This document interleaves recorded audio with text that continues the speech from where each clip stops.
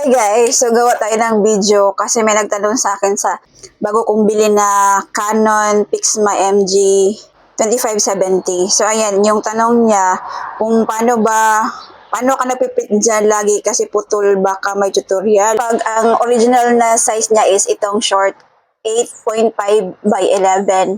So pag ipiprint mo talaga siya, putol talaga siya. So kung mapiprint ka ng long, talagang mapuputol siya. So, ito yung legal size. Kaso lang, 8.5 by 14 siya ang nakalagay, di ba? So, parang Indian. Ang legal kasi dito sa Philippines is 8.5 by 13. So, gaya nito. Di ba, ang legal size dito normally sa Philippines is legal 8.5 by 13.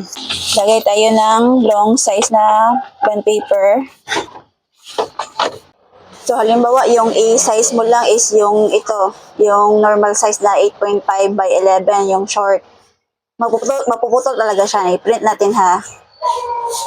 Pakita ko sa inyo ang difference niya.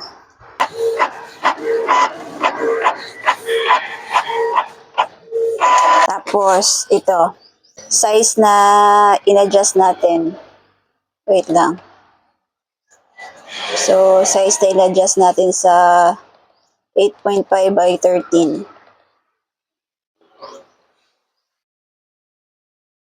So, print natin siya.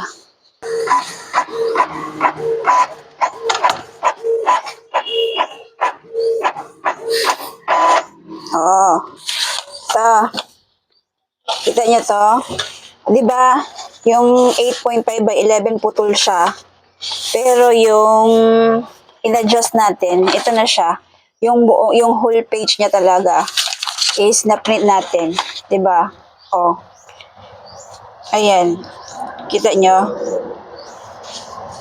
O, ganyan lang ginagawa ko guys para ma-sure nyo na hindi maputol yung ipiprint nyo. And then kung magse-xerox naman kayo, kasi siyempre A4, diba to? A4 size. Ang discard ko naman dito is ganito. So, magse-xerox ka, diba? Ito, i-xerox natin. Long size siya, diba? Kasi hanggang dito, oh. So, ang ginagawa ko lang is ganito.